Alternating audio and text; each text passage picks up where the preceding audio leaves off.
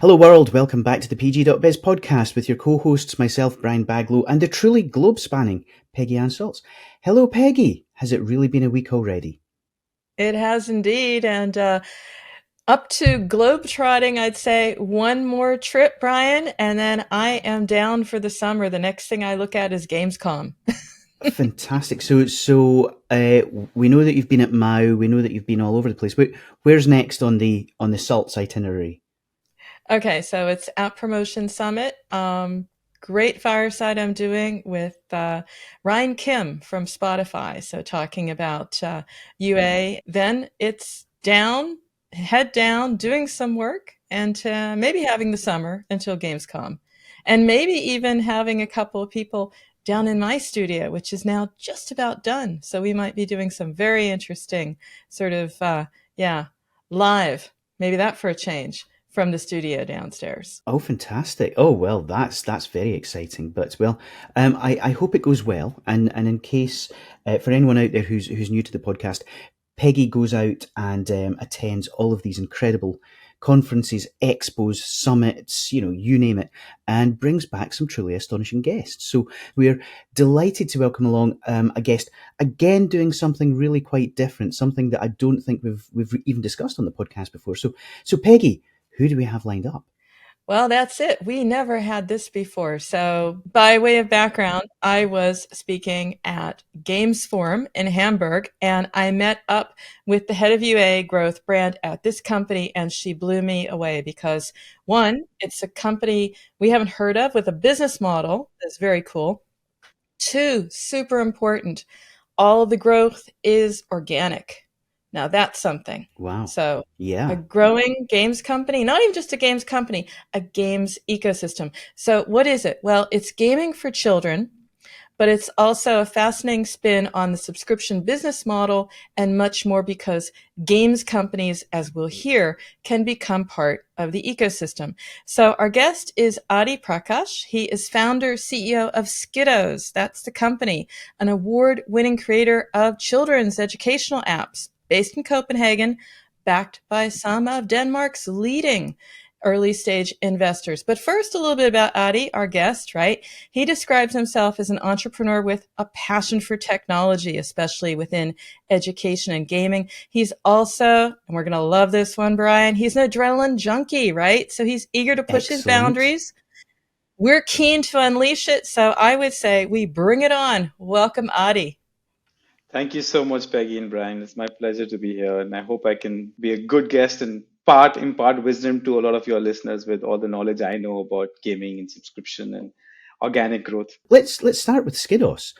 So you say you're building the Netflix of learning apps for children aged between 2 and 7. It's an amazingly catchy tagline, but why the comparison with Netflix? So there are two reasons where we feel we are very similar to how Netflix began as a company. So when Netflix began, they chose a strategy to license with existing content providers to expand their library of content. We are like a 4-year-old, 4.5-year-old company. We followed a very similar strategy where we are licensing, partnering with game studios to license their content.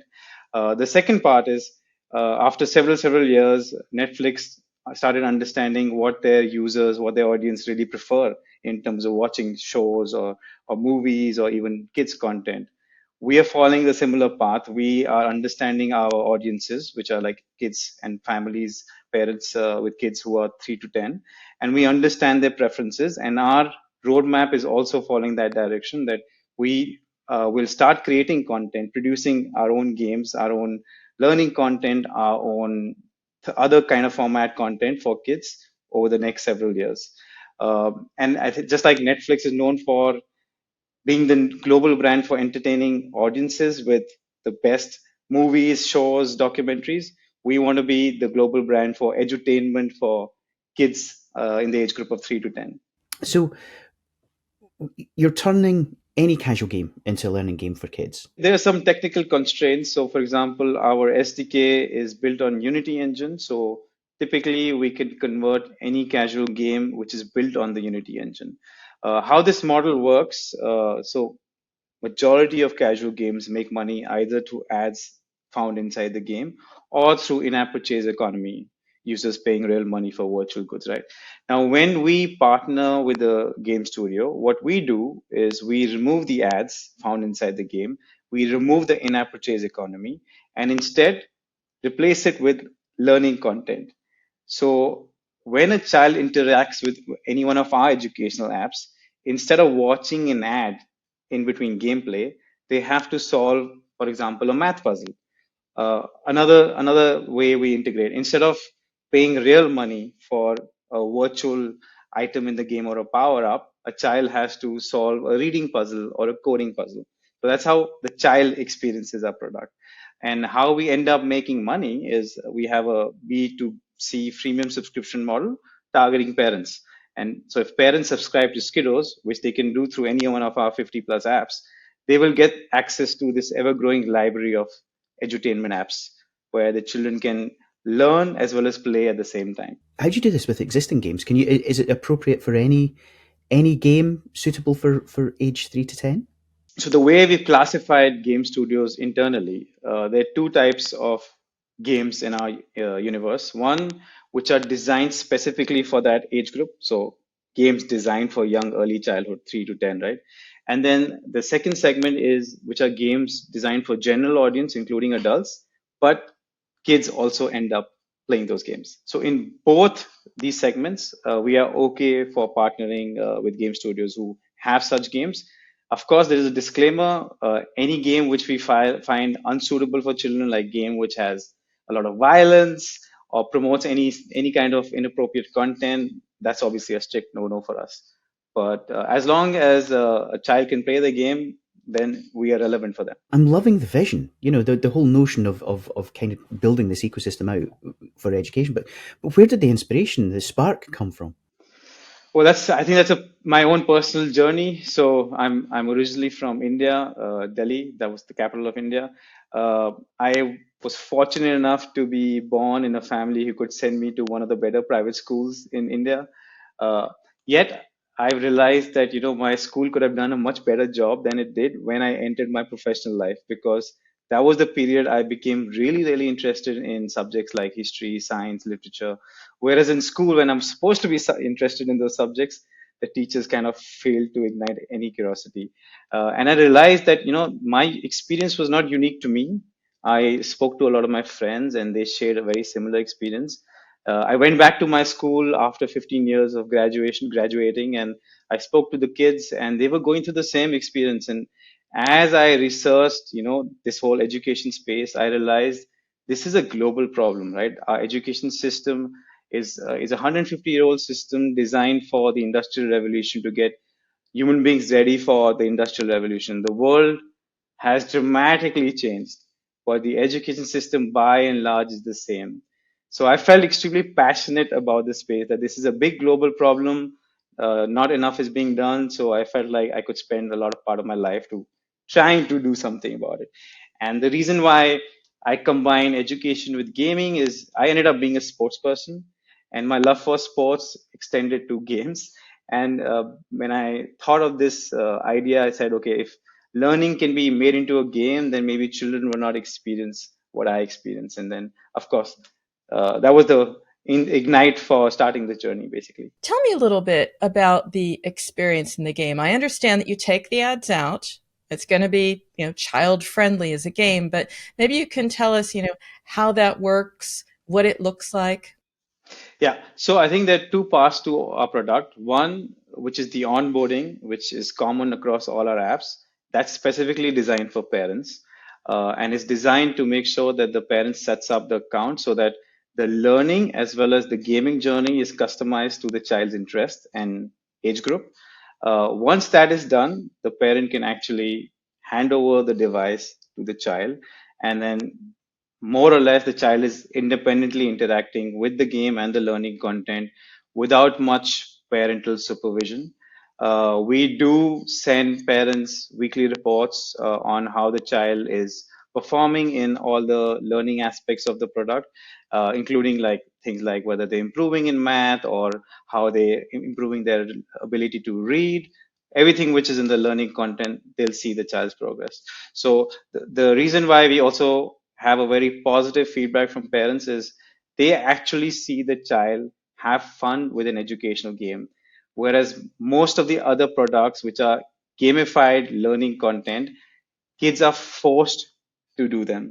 Whereas in our case, the parent sees the child, oh wow, my child is actually enjoying this game and is also getting to learn something which is useful for them.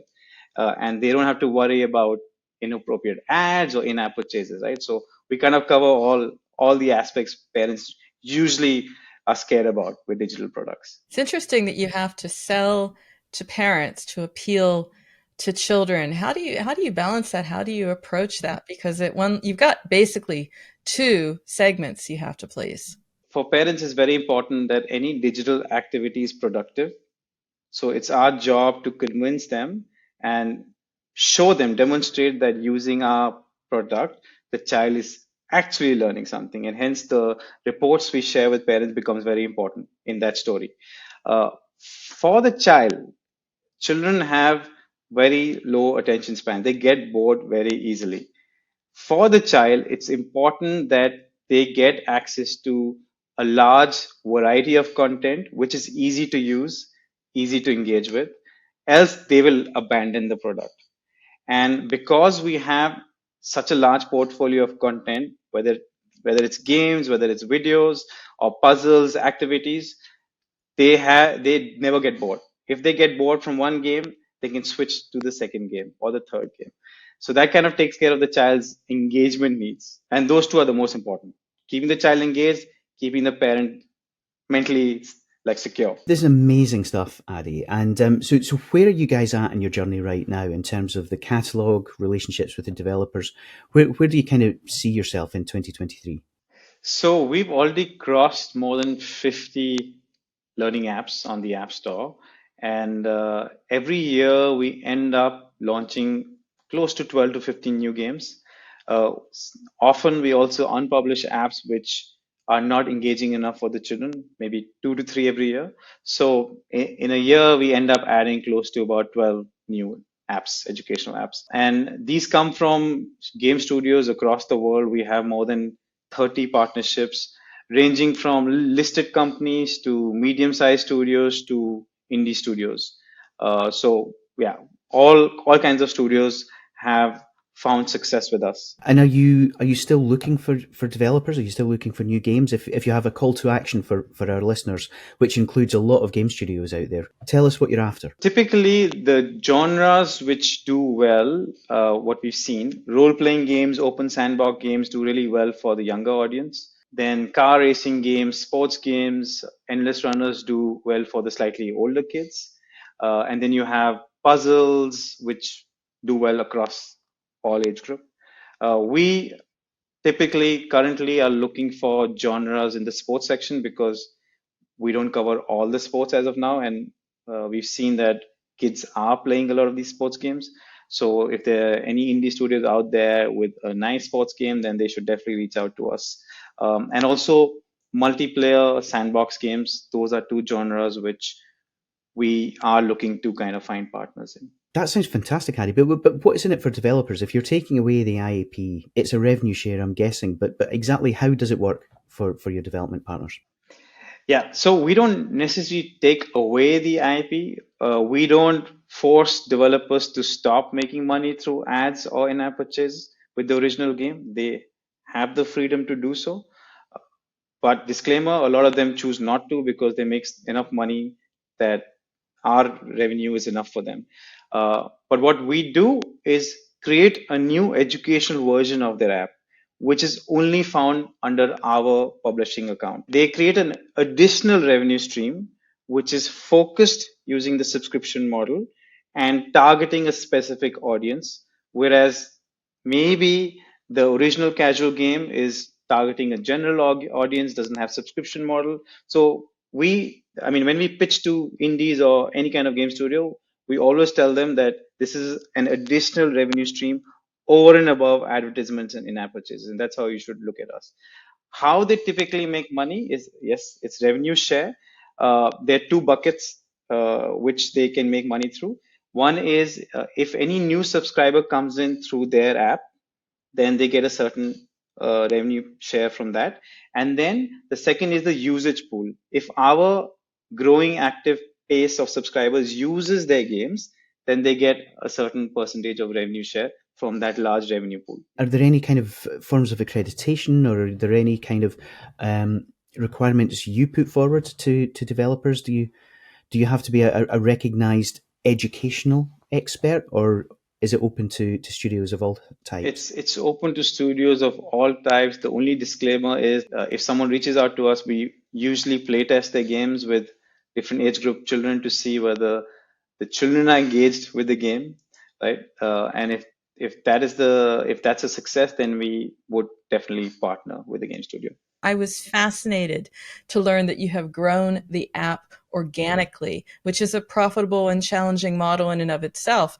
Maybe you can just share a little bit of what you've done to achieve this growth without investing in UA. I'm assuming ASO is a ton of it, but probably knowing you, there's another twist on it somewhere. I think you're right. ASO is our biggest channel of discovery, but our business model, our product approach gives us that unique advantage where every new app which we publish under our account gives us a chance to rank for a certain set of keywords, right? And get more share of impressions on the Apple App Store or the Google Play Store. If a studio has only one game or two games, then there's limited on how many keywords they can target, right? Because they have only two games. There's a constraint on terms of the metadata Apple and Google enforce on developers, so they cannot go crazy targeting thousands of keywords. Whereas in our case, we have 50 apps. We keep expanding that portfolio of apps. So every new app gives us a chance to rank for a new keyword. And then we have a huge long tail of keywords, which brings in a lot of traffic for us, right? And we've mastered this entire ecosystem of getting parents to discover us over the last 4 years. We mastered ASO, and we kind of understand how parents search for kids related products across the stores, across different countries. And that has enabled us to kind of grow organically and have a profitable business model. I mean, it's gone really well, 95% organic, right? But you hit a ceiling somewhere, and here we have it here with you, Adi. You've got a profitable model, but you're nearing saturation point a bit, right? What are you going to do to keep the momentum? Are you going to look at paid? Are you going to do some really cool thing with ASO to keep it the way it is? What's next? There was a first mover advantage in ASO, so companies who launched apps 4 or 5 years ago, they have an inherent advantage over any new player coming in and trying to do what we're trying to do. So there is a saturation, and of course, our volume of downloads and impressions will only increase if more parents start searching more on the App Store, right? And that is a function of how many iPads are sold, how many iPhones are sold, and whether parents actually bother to search. So there is a saturation there. It grows every year, but the growth is not exponential, right? So we have no option but to look at other avenues like Peggy, you mentioned. So there are three things we are focusing on. One is actually building brand SKIDOS. So it's slightly away from paid user acquisition, but kind of uh, communicating, spending money, but communicating to parents what we stand for as a brand, why they should emotionally be invested in our brand. So that's something which we want to do in our target markets. The second thing we're looking at to explore, we haven't necessarily cracked it as of now, but we find that that's a high opportunity to kind of crack, is a partnership model. So find more partners who can help us reach out to parents and create awareness of brand SKIDOS. And these could be, it could be as simple as the HR department of a large multinational company, because parents work there. Can we partner with, let's say, a Google, and offer the parents of all Google employees some sort of a benefit to kind of subscribe to SKIDO? So things like that. So finding partnership models which are kind of out of the box, user acquisition, brand awareness, strategies. So that's the second thing we're thinking of. None of this is successful as of now, but it's an attempt in that direction. And the third one is moving to newer platforms. So one of the big bets we're making already is moving to the web platform. So because a lot of parents also search on the web, and we don't have a product on the web, so we're currently in the process of building one. And let's see, that will help us also create more awareness, more usage on the web as a platform of to consume the games and the learning content. So exactly what we do on the mobile will also be available on the web. And also we're looking at new app stores, like at least in the kids space, there is decent traction with Amazon App Store. A lot of the other companies who are in the space are available on the Amazon App Store. We are not, so we're also considering that as another avenue of creating awareness. Have you done any kind of research into brands? You know, there are a lot of kids brands out there that have tremendous followings, and it doesn't even have to be the top tier. You know, there are brands in each sort of country, each region that do particularly well. Do you have any kind of interest in sort of engaging with some of the characters that kids know and love? Yes, so that's more about licensing IP, and we are considering that as well, because that will help us to create awareness by launching a game with a known IP, let's say, for example, Peppa Pig. So if SKIDOS partners with Peppa Pig, of course, millions of kids are already familiar with Peppa Pig. So they will get familiar with SKIDOS as well. That is something which we're actively exploring as well. The pester power is a particularly strong phenomenon. Is your son on Minecraft or Roblox or any of these? Minecraft is a growing thing. We're resisting Roblox right now, but Minecraft is a growing thing. He changed schools at the beginning of the year, and his new friends all play Minecraft. So there's a lot of Minecraft happening in this house. Okay, yeah. So that's a trend, right? The minute a child goes to school, a lot of the decision making is now based on the peer groups, what the friends are playing. Even in our case, we need to crack that. How do we get friends to like really talk about Skidos and engage with Skidos? And that's where, kids also like these open sandbox multiplayer games, right? We don't have that, so that's something which we are looking for as well. I was just thinking about other business models in the other direction because I do a lot of writing and reporting. I look at the publishing industry, like the real publishing industry, where many companies are lamenting the fact that they missed mobile and just barely got web. So there's probably a lot of opportunities to speak out to the book publishers, the media publishers and players, and say, look, you missed the boat on games. Well, hey, you can come back in, you know? That is very true. We have in the past partnered with large European publishers, but the challenge with such large companies is, yeah, They're I large. guess they're large, so they're very very slow to work with. So they cannot keep up with the pace of how we work, right? And it becomes very frustrating for startups. So, but I'm not saying we should not do it, but it's just I think there are many other things we can do now which can give us ROI rather than working with this large company who's very slow in making decisions.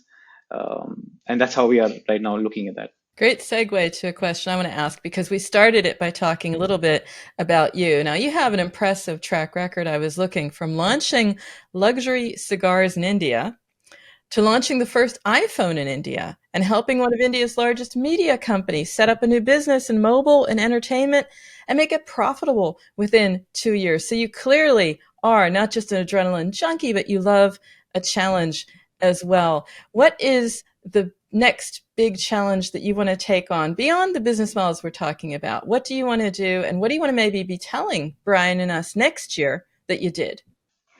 I think I'm very excited about generative AI, but with a word of caution on, Okay. because in the kids space, safety is very important. But there's so many use cases which we are internally discussing, and we're trying to build POCs, proof of concepts. But I feel the opportunities are unlimited, especially, I mean, for general audience for sure. With kids, I think the only thing we have to be very careful of is making sure that the child is safe.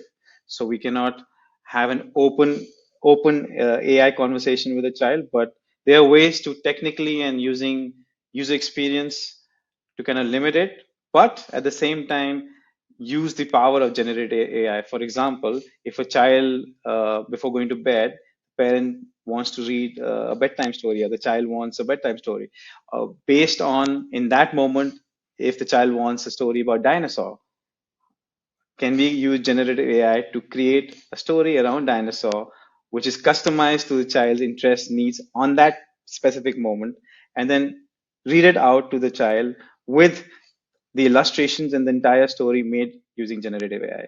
And it is possible, and that's how we're looking at generative AI and kind of use cases. That would be a phenomenal piece of software that I think could get an awful lot of interest. Strangely enough, a few weeks ago, Peggy and I spoke to a gentleman called Guy Gadney from Charisma AI here in the UK, who's doing just that, albeit aimed at an adult audience. So they're working on a new version of the John Wyndham book, The Kraken Wakes. So there may be a potential crossover or link up that we can make through the PG.Biz podcast. Nice. Look forward to that. Yeah, it makes sense. It makes a lot of sense. So I'm very, very bullish about that. And I think there's a lot going to happen in the next couple of months, years in this space. I'm also thinking, Brian, I have a couple of friends, they have young children as well, and they're telling me how much of a joy it is when they give their children these books where the child is built into the story. So you could imagine, like, not just a great story on demand and with AI, but also personalization. You are part of this. Yes. This is very, very cool. I think that Yes. might be the one, Adi. Yeah, I agree. I think the only thing which is going to be challenging is the safety aspect and the actual product user experience. Companies will have to really innovate there to ensure that the product is safe and the user experience is seamless and really, really fun for the child and the parent. So, Adi, I could carry on talking to you all day. I want to find out more about this. I think it is a huge growth area, and it's one that far too few companies really kind of embrace in the way that you are. Sadly, however, I think we're out of time for now. We will have to have you back on and find out more about SKIDOS and your whole journey, because it just sounds absolutely fascinating. But we can't let you go without asking you two final questions, and we ask these of all of our guests.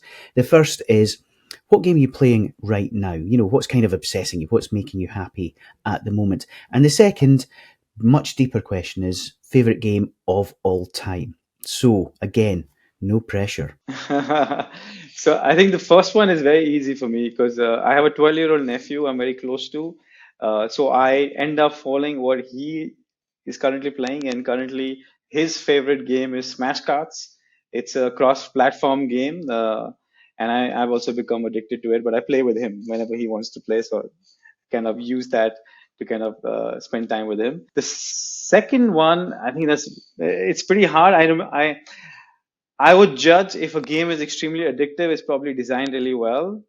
Um, and I think the last game which I got really addicted to that I had to end up deleting it was Battle Royale. I think because I was so in it and I was doing well. I'm like spending a couple of hours every day. I'm like, okay, this is taking away a lot of my time. I need to like do something about it. Yeah, when you end up deleting something, that's usually a sign that maybe it's a little too engaging. Yeah, exactly. Yeah.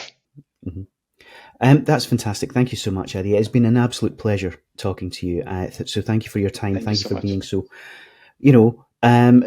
fantastic a guest. And again, we will do our best to get you back on at some point in the future, just to find out more about where this is all going. Thank you so much, Brian. It's been a real fun. Thank you. This has been a real fun conversation for me as well. I'm glad I took part in this. This show is all about how to do your job better, how to make an amazing game, how to market it, and you have a say. So if you have a story or know someone we need to shine a light on, then we would love to hear from you. We want to hear from you. We want to reflect the reality of the mobile games market in all its wonderful complexity and strangeness. So if you have any suggestions for us, if you have any feedback for us, you can always get in touch. You can email us at podcast@pocketgamer.biz. You can find us on Twitter at PG.Biz, and you can reach out to us through the pocketgamer.biz website.